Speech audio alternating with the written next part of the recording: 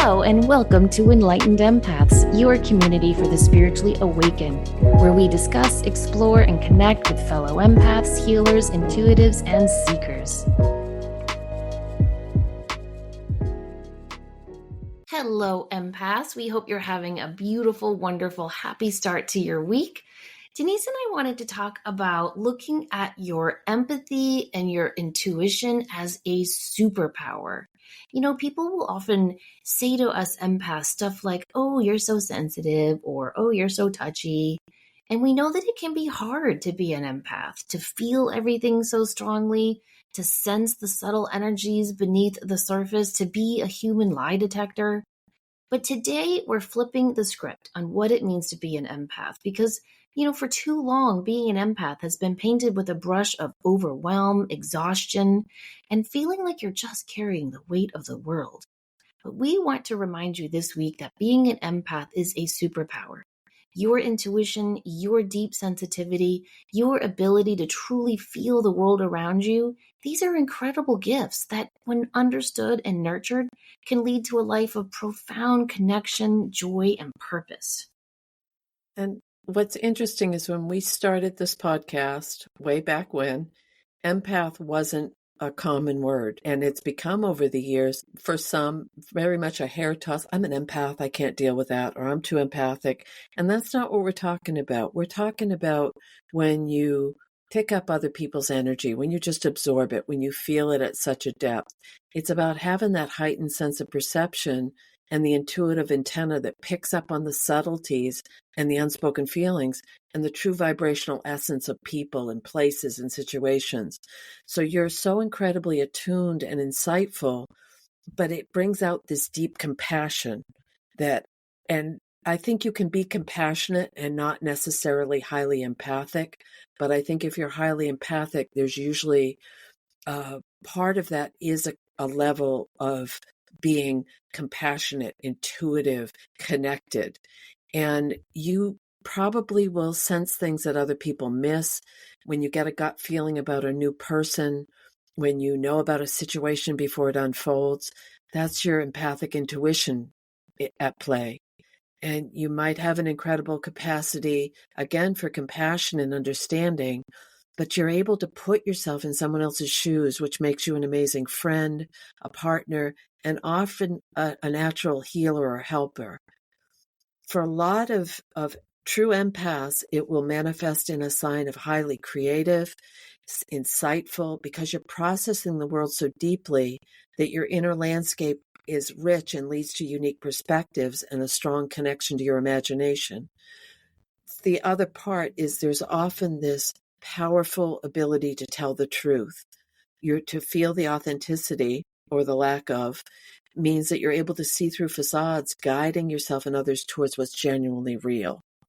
And these are all wonderful, wonderful ways to be on the planet. And I often think about being highly empathic as it's like 3-year-olds. If everyone in the world could act like they were 3 for one day, we'd figure everything out. No, it's true. That's so true. I never thought of it that way. They're very honest. They're very direct. They let you know what they're feeling. They're in the moment. They're not judging. They don't care whether you have a different color or religion or disability or ability. They just are in their own little world. I think it's a great thing. But I think it's similar to being an empath. I never thought of it that way, but I agree with you totally. I think we empaths need to be creative, not only because we tend to see the world a little bit differently, but also because we need those solitary hobbies that allow us to go within and turn our mind off for a moment and just focus on something playful and creative.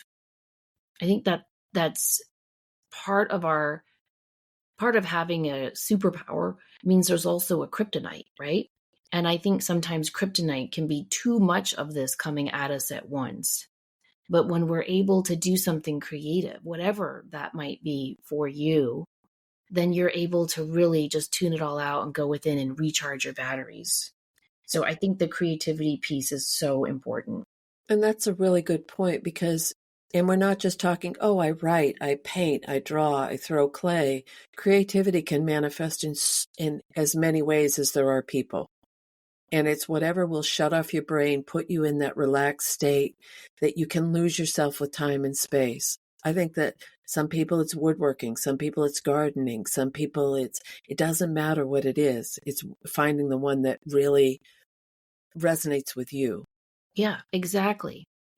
But basically, we want to get across the point that your intuition is your North Star, meaning that it's never going to lead you astray. And you need to look at your intuition as a really helpful friend rather than kind of a sensitivity burden. So, for example, you might be known as the problem solver. You walk into a tense meeting, and while meeting others, you see that they're focused on the words, but your empathic intuition is picking up on all the stuff underneath, the unspoken resentments, the hidden anxieties, or even the excitement.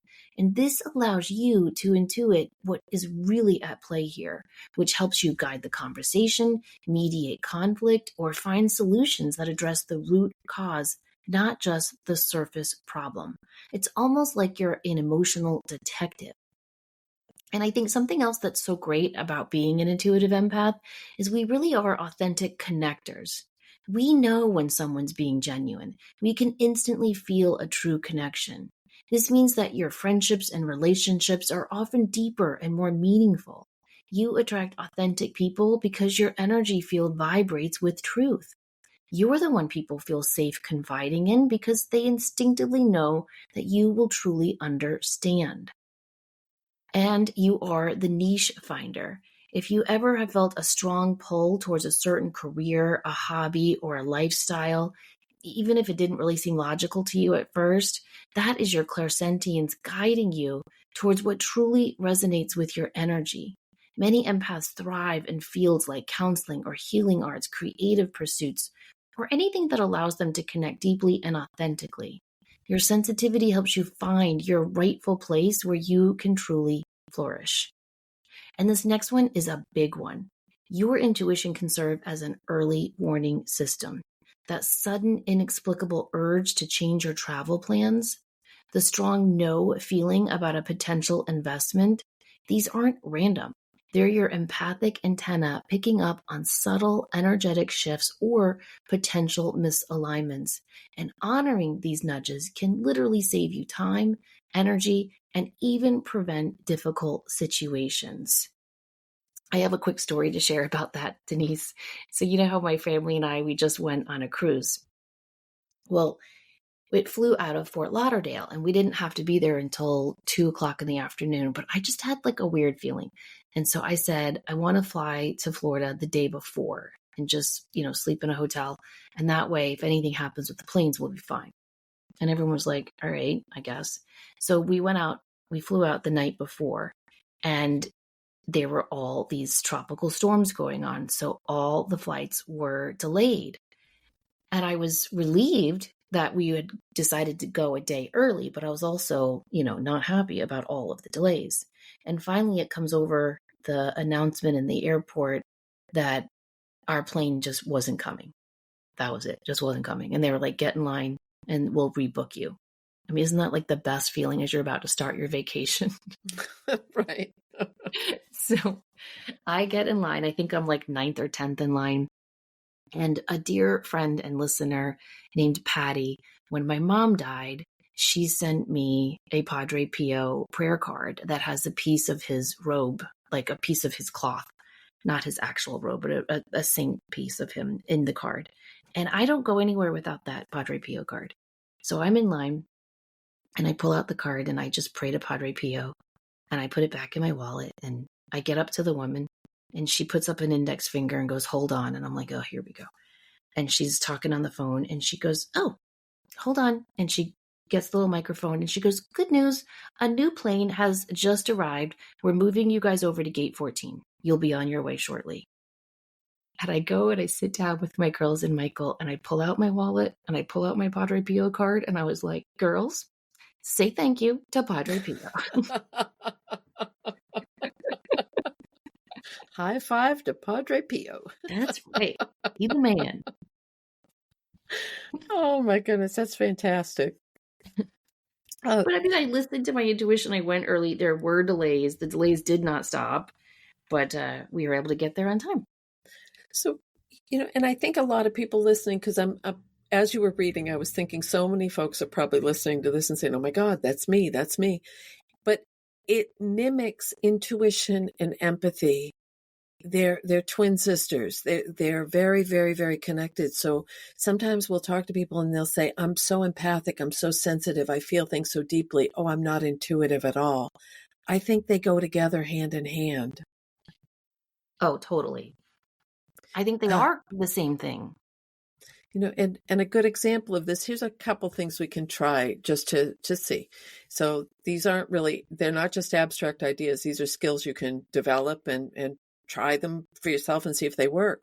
So the energy meter check-in, and if you're very clairsentient or claircognizant, or you'd like more connection with either of these, just through the day, stop every once in a while and do a quick energy check-in and close your eyes for a second, take a deep breath and ask yourself, what's the energy of this moment, this person, this situation right now?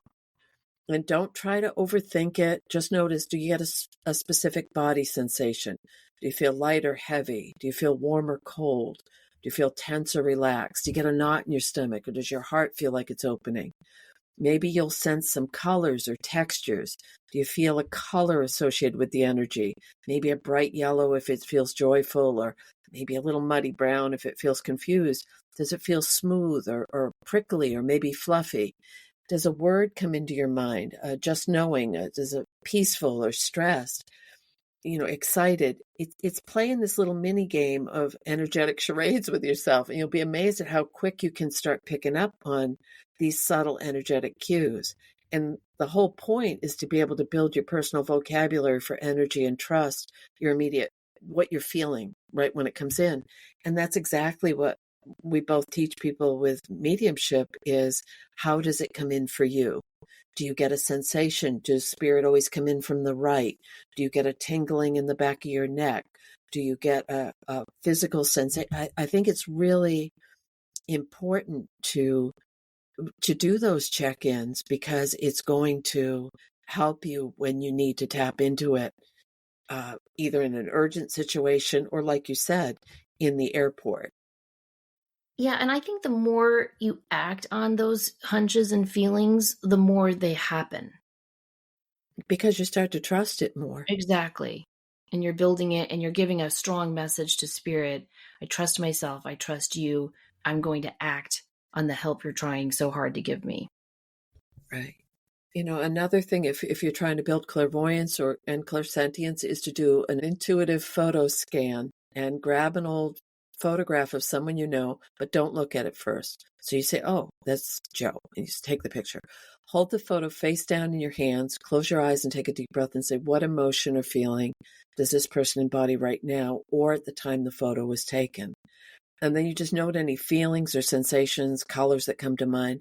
Flip it over and see if your intuitive hit aligns with your logical understanding of that person or moment. And it's a great way to practice receiving information without getting the visual cues first. And you're relying more on your energetic read. It is like playing psychic detective. And the purpose is to learn to separate your intuitive impressions from your logical knowledge. So if you're looking at a picture and it's someone from the 1950s, and you can take that from the garment they're wearing or the shape of their eyeglasses, or there's a car in the background, there's something that's giving you a cue. But if you're just playing it by feel, you're really learning to strengthen and rely on the clairsentience, and you're building the clairvoyance of what you may be seeing or sensing in your mind's eye. I used to do this in high school and college a lot. Definitely in high school, I remember, because my dad would get up earliest and he'd, read the paper and leave it on the kitchen table. And I'd pour myself some cereal and I'd look at the paper and I'd look at the first photo and I'd put my hands over the article and I would just try to look at the photo and guess what the story was going to be about. And I did not think it was intuitive. I just thought it was fun and entertaining while I ate my cereal. Did you ever do weird stuff like that?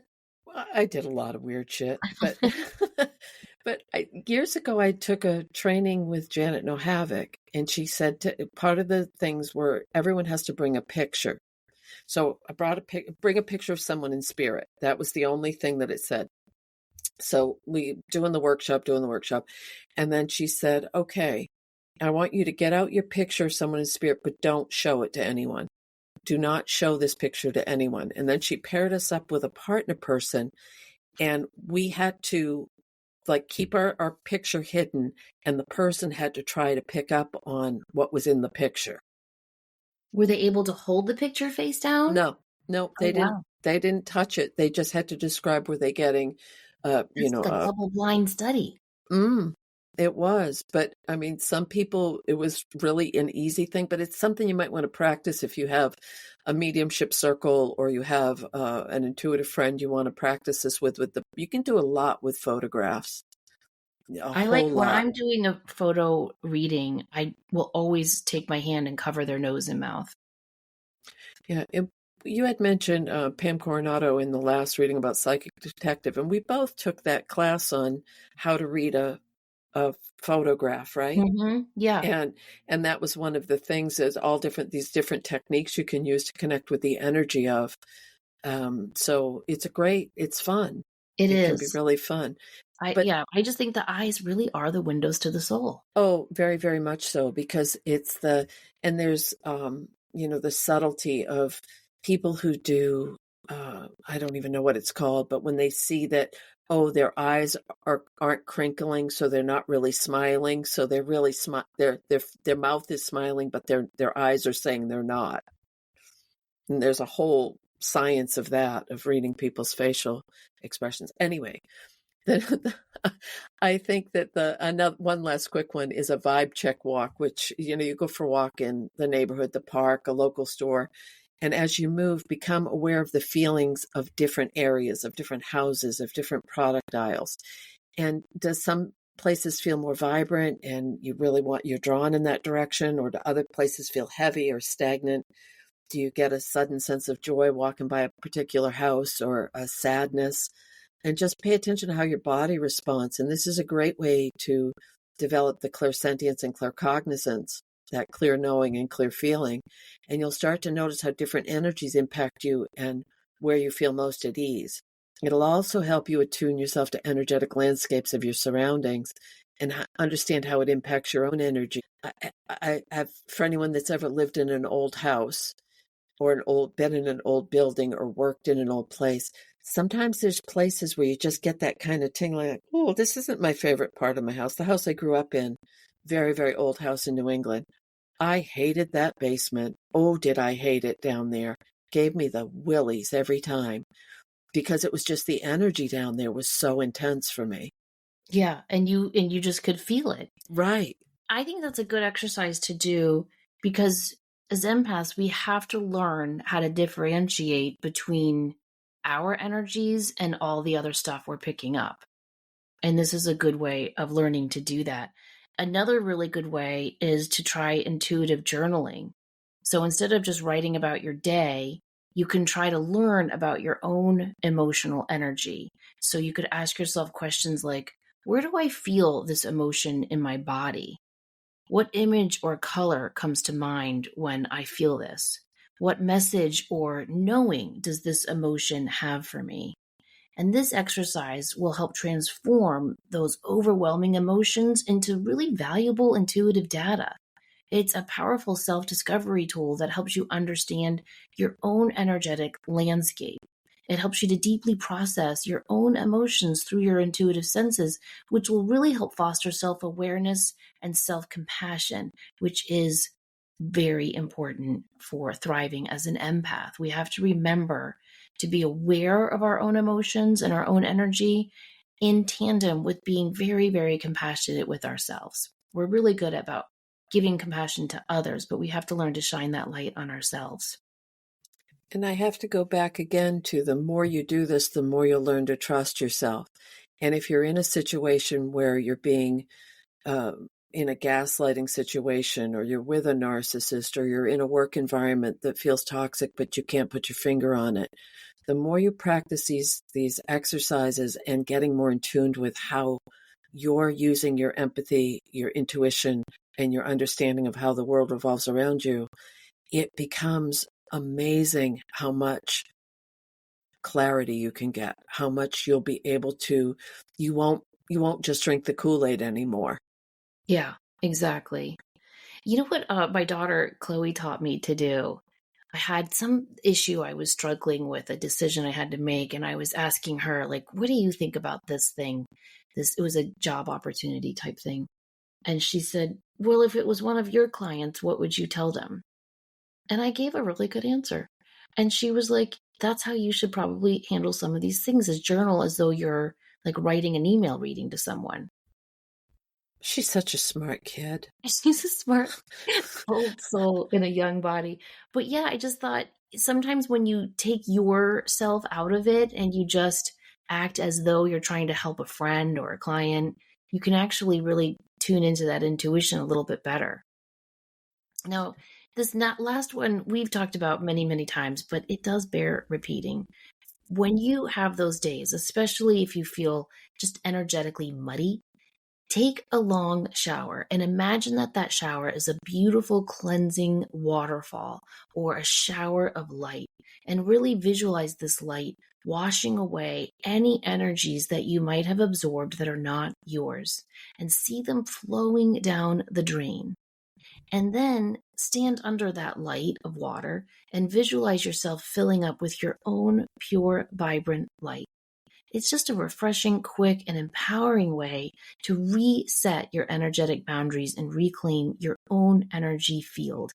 It feels physically and emotionally lighter, and it helps to clear energetic residue and strengthen your own boundaries, which really does help ensure that your intuition remains clear and unclouded by external influences. Right. That's an excellent practice to get into, is just to release and to let it all wash away. Yeah, Uh, just let it go. or if you're able to swim in a natural body of water, you can do the same thing when you dive into the water. Just feel it all releasing, being dissipated, letting go.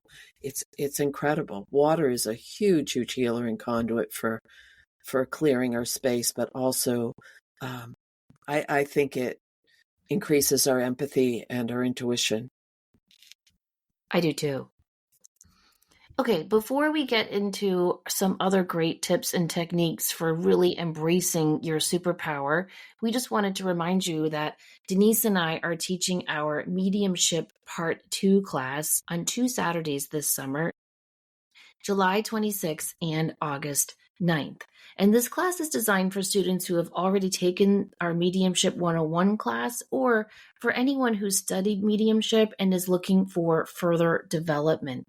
So what you will learn in this class is how to connect with the angelic realm and your guides, how to link in for animal connections, how to really maintain and hold a link to the other side, and will guide you into preparing yourself for doing professional readings. So in class, you will be partnered up and we'll do some really fun exercises. You'll be able to do exercises outside of the class with partners. And because it's on 2 longer Saturdays, I feel like we really get a lot of good time to dive in and connect and know each other. Don't you agree? I do. And we also still have the partner exercises. So you'll be paired off with someone else in the group to do some exercises on your own, which I think is a great way for skill development, but also to build community with like-minded people. Yeah, exactly. Some of the students who have taken the class have said things like, Lucy said, I never dreamt I could do this, but thanks to your teachings, your stories, and the interactive exercises, I am doing this and doing it well. I'm grateful to be able to help people affirm, heal, and validate that their loved ones are still with them. Thank you doesn't seem adequate, but thank you. And one of my favorite reviews we got was from Princess, and she said, thank you, Denise and Samantha. You held us up, stretched us past where we thought we could reach, taught us how to partner and lean on each other for support. We discovered things we didn't know we could do, and we will always have these tools now. Isn't that beautiful? Oh, I love that. I do too. So and it's a lot of fun. We laugh a lot. So that's important too. It's not a very stodgy group, I No, promise. it's very, very laid back. And it is taught over Zoom and they are recorded. So if you can't make one of the Saturdays, but you still want to participate, know that they are recorded and emailed to you. So again, that's July 26th and August 9th from 1 to 4 p.m. Eastern Time. You can sign up either at my website, samanthafay.com, click the upcoming events tab, or Denise's website, thegratefulmessenger.com. And we hope to see you there. Yes. So back to our superpower is empaths. And we're going to talk about next psychic protection, which we have talked about in so many ways, in so many directions over the years. But I think it's never too late. Well, let's reword that. For right now, with what the energies are in the world, it's really good to remember these practices because you are so open and sensitive. Sometimes you can absorb these things that aren't yours, and it will lead to feeling overwhelmed or fatigued or mood swings. And these aren't about building walls. They're about strengthening your energetic boundaries. It's like having a healthy skin for your aura. It's allowing you to connect without getting drained. So here's a couple tips to really build that up a little bit. The daily golden bubble shield. So this is in the morning, you can picture yourself, or even if it's before a potentially draining situation, you can close your eyes. You can visualize a beautiful golden protective bubble of light surrounding your entire body from head to toe. And imagine it's impermeable to any negative or unwanted energies, but perfectly clear to allow your positive energy and intuition to flow out. Affirm, I'm protected with my golden light. Only love and positive energy can enter my field. Like Glinda, the Good Witch in The Wizard of Oz, when she lands into Oz in that beautiful bubble. Yes. Yeah, that's what I always Yes. think about. Salt cleansing for energetic release. Salt's been used for millennia for energetic purification. You've always been a huge fan of a salt bath where you add generous amounts of salt, Epsom salts or sea salt or Himalayan pink salt to your bath water. And as you soak, visualize the salt drawing out any unwanted energies, stress, emotional residue. You can do a salt scrub, a salt foot bath. It's just about pulling that toxin, that heaviness out of your body. Salt bowl, place small bowls of salt, and regular table salt works too. In the corners of a room you want to keep energetically clear. I've heard about putting a salt ring around the outside of a house for protection as well. It's a beautiful and very powerful absorber of negative energy, and it makes an incredible tool for releasing anything you may have picked up. Yes. The bowls of salt just in the four corners of the room, I think those work really, really well. If you do the line of salt around your house, just make sure to really smudge your home first because that energetic boundary of salt seals anything in. So it's very, very powerful, but you do want to smudge your house to get any negative residue out first. Mm-hmm. I love Good to point. do a moon water aura spray. So on a full moon night, fill a glass jar or bottle with purified water and place it outside or on a windowsill where it can absorb the moon's energy overnight. And the next morning, you'll have potent moon water. You can add to this a few drops of essential oils like lavender or frankincense for adding calming or cleansing properties. Pour it into a spray bottle, and then when you feel overwhelmed, or before or after interacting with people, gently mist yourself with the moon water spray. And as you do, you can affirm this sacred water cleanses my aura and restores my peace. It's said that moon water carries the purifying and intuitive energies of the moon, which is perfect for gentle yet effective energetic clearing and recalibration. Now, we talked about this a lot, but don't forget a really, really good thing for us empaths to do is a cutting cord visualization. If you are feeling particularly drained or obsessively thinking about a specific person or situation, you might have energetic cords of attachments that are draining your energy. So sit quietly and visualize yourself in a safe, peaceful space. And imagine cords. They might look like ropes, threads, even tubes or cables extending from your solar plexus or other parts of your body, going out to the person or situation that's draining you. And with intention, visualize yourself taking a pair of energetic scissors or a sword of light and cleanly cutting these cords. As you do so, affirm, I release all energetic connections that do not serve my highest good. I reclaim my energy now. And this powerful visualization consciously severs unhealthy energetic attachments, which allows you to really call back your personal power and your own energy. And you know what I love about all of these is that they're very personal. So if you're not comfortable with sharing this side of yourself, or people may not understand how empathic and intuitive you truly are, these are all things you can do to take care of yourself without having to announce it to the world. Exactly. Even if you live with roommates and you don't want to put a jar of water out, put your watering can out there. They're not going to know. uh, Grounding is so, grounding with earth energy. And we've said this over and over and over. The more grounded you can get, the higher you can go. So if you are looking to connect more with spirit, the more you can connect with the earth energy, it does tether you and allow you to really soar energetically. But it also helps you stay balanced. So you find a quiet spot where you can be kind of left alone, preferably where you have direct access with the earth, and take off your shoes and sit or stand. And when you allow the soles of your feet to touch the earth, you can visualize roots growing down from the bottoms of your feet deep into the core of the earth, and feel the earth's stable, supportive energy flowing up into your body, and any excess or unwanted energy flowing down into the earth and to be neutralized. When you're connecting directly with the earth's energy, it helps you to stabilize your own energetic field, but it equally releases those absorbed energies and recharges your vitality. It's like plugging yourself into a power outlet. Sometimes it can be pull that energy up and circulate it through your body, and then release it back down to bring it up through your right foot, circulate it through your system, and then bring it out through your left foot. But it's basically about feeling that connection. And what I found personally, the more I do this, I'll feel a physical vibration in my feet and in my lower legs, the more grounded and connected I get. And you can do this even sitting at your desk at work, is plant your feet flat on the floor and visualize them going down through. You can be on the 58th floor, but you can still visualize those roots going down to that earth energy. I think that is such an important thing to do, because we do need to ground ourselves so that we can stay present and focused on our own energy. And finally, how can we talk about anything on this show without mentioning crystals?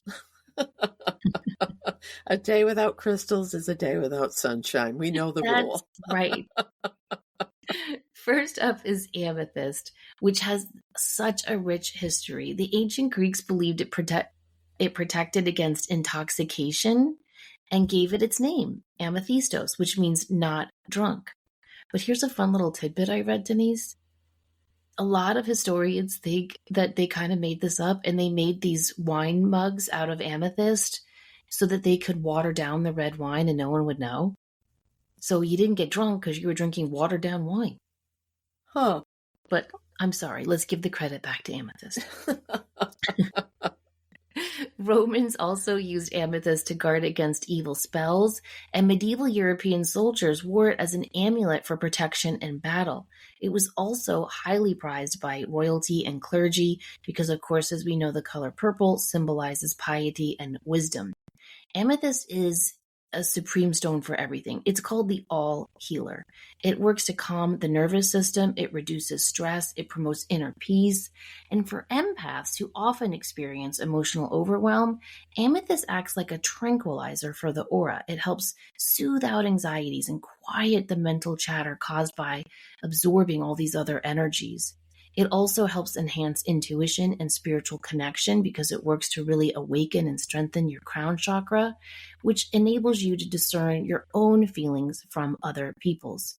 You can place it on your bedside table or under your pillow for restful sleep and psychic protection during dreams. You can keep a tumbled stone in your pocket or wear it as jewelry, especially near your head or neck, for continuous calming energy. You can use it during meditation to deepen your practice and connect with your higher self. You can even use your amethyst to perform an aura cleanse. Starting from above your head, just sweep your amethyst down along your body about 2 to 3 inches away from your skin. And imagine the amethyst gently combing through your aura, collecting any absorbed stress, negativity, or scattered energies. And as you do this aura sweep, visualize these unwanted energies being drawn into the crystal, almost like a magnet, and continue sweeping down your front, sides, and back as best you can, all the way to your feet. And once you've swept your entire aura, firmly shake the crystal outwards away from you, visualizing the absorbed energies being released into the earth to be transmuted. And then hold the amethyst over your heart, affirming, "My aura is clear, my boundaries are strong, I am at peace." Oh, I love amethyst. I I do just, too. I love the energy of it. I love the color of it. I just think it's a beautiful, it's kind of an all-purpose stone, isn't it? It is. It really, really is. If when in doubt, go to amethyst. Yes. Uh, so again, crystals are not my forte, but I do always have a piece of black tourmaline when I'm working. I have it. Remember Matt from years ago that sent us the black tourmaline? Yes, I I, love the quality of that black tourmaline. it's one of my favorite stones, and I always have it in front of me when I'm as protection for my space when I'm working with folks. But this dark, powerful stone is a must. It's a really good stone if you're an empath, because historically it's been revered as a protective stone, and the ancient shamans used it to protect against earth demons, negative magic. It's also believed to point to the source of problems, and in a lot of cultures, it's used to ward off evil or bad luck. It can work as a psychic vacuum cleaner and a protective shield. It's renowned for its ability to absorb negative energy, deflect psychic attacks, and ground excess or overwhelming energies. And for empaths, that means it helps prevent you from absorbing other people's low vibrations and keeps you firmly rooted in your own energy. So you can put a larger piece near your front door to clear incoming energy, or in rooms where you spend a lot of time, like an office or bedroom. You can carry a small stumbled tone in your pocket and wear it as a pendant to create a personal energetic shield. Keep it near electronic devices to help absorb electromagnetic frequencies or EMFs. And here's an exercise to try with black tourmaline is to sit or stand comfortably and hold a piece of black tourmaline in each hand, or place one at your feet touching the floor, and close your eyes and take 3 deep, slow breaths. And visualize dark, strong roots growing from the soles of your feet or from the crystals at your feet, extending deep down into the earth's core. Feel yourself firmly connected to the earth, and now imagine any stress, anxiety, absorbed emotions, or unwanted energies flowing down from your head, through your body, out through your feet, and directly into the earth, where they're transmuted and neutralized.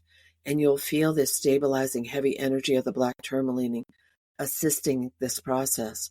And after a few minutes, you'll feel your energy becoming clearer and more settled, and you can affirm, "I'm grounded, I'm protected, I release what's not mine." So this is a great exercise if you're ever feeling scattered, overwhelmed, or after being in draining environments. Yeah, I like to use my black tourmaline to do that and to call back my energy. You know those times where you just feel like everyone's pulling on you?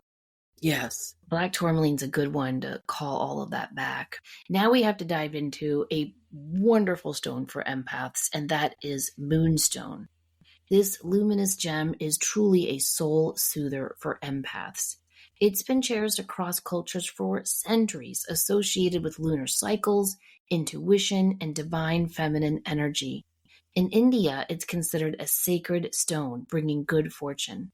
Romans believed it contained moonlight and associated it with Diana, the goddess of the moon. It was also thought to be a traveler's stone, offering protection, especially at night or traveling over water. Its connection to emotion and inner wisdom is ancient.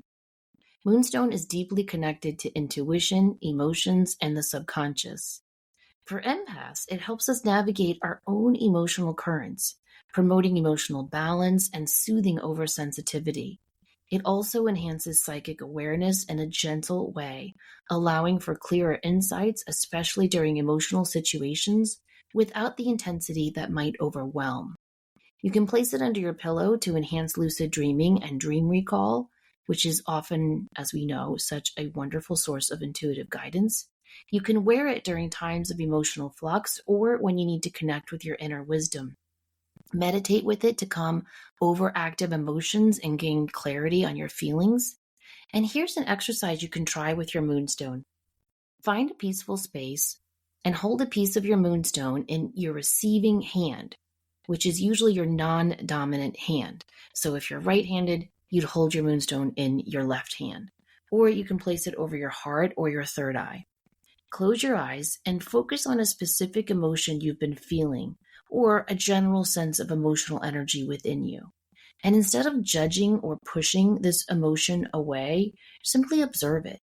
Imagine the moonstone acting as a gentle, reflective pool, allowing you to see the emotion clearly without being consumed by it. Ask the moonstone and your intuition, what is this emotion trying to tell me? Or is this emotion truly mine? Or am I sensing it from elsewhere? Just listen for subtle nudges, images, or a deeper understanding. You can feel the soothing energy of the moonstone helping you to process or release the emotions. And then you can affirm, I acknowledge my emotions with grace. I flow with my inner wisdom. And right now, Denise, I'm holding a black moonstone. Have you ever worked with black moonstone? No. It is absolutely beautiful. This one is like a large palm stone, and so it's mainly black, but it does have that iridescent rainbow flash through it.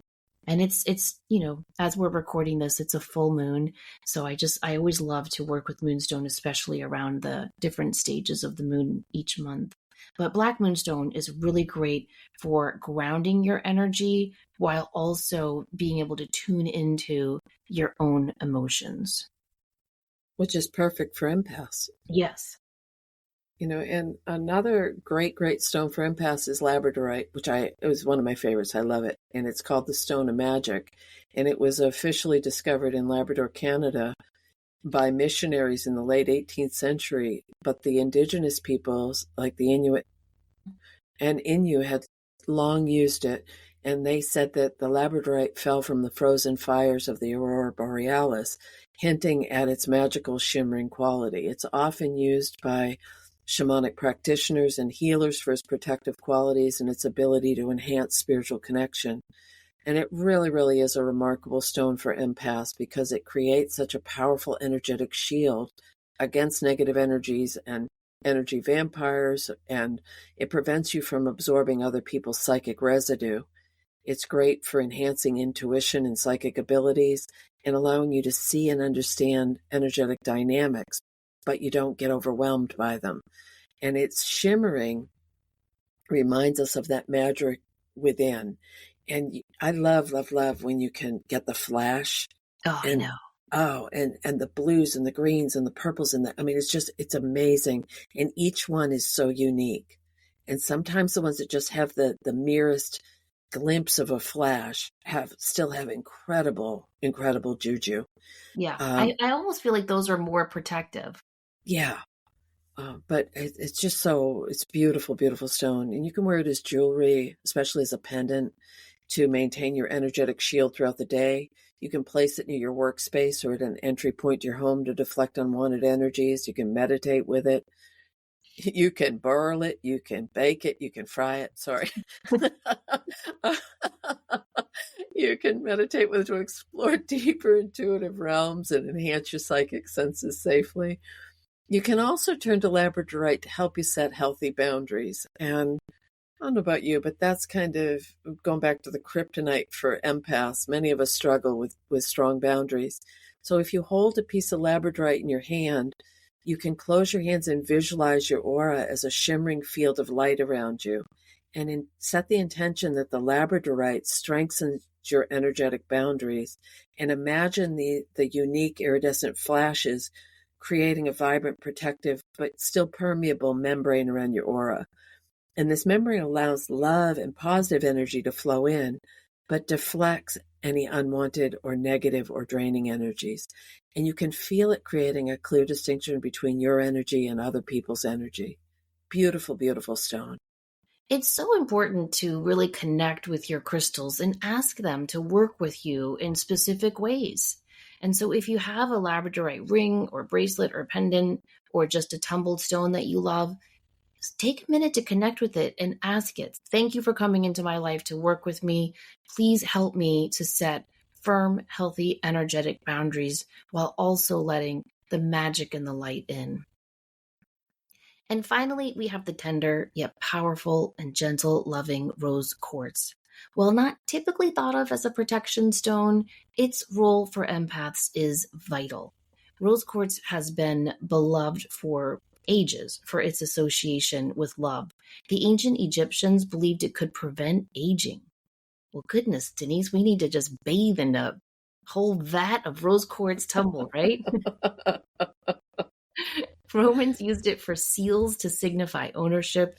In Greek mythology, it was believed to have been created when Aphrodite bled on white quartz after being scratched by a bush, symbolizing unconditional love. It's been used in love rituals and ceremonies across countless cultures. For empaths who naturally give so much compassion and often prioritize others' feelings, rose quartz is crucial for fostering self-love, self-compassion, and emotional healing. It gently reminds you to fill your own cup first, establishing healthy boundaries rooted in love.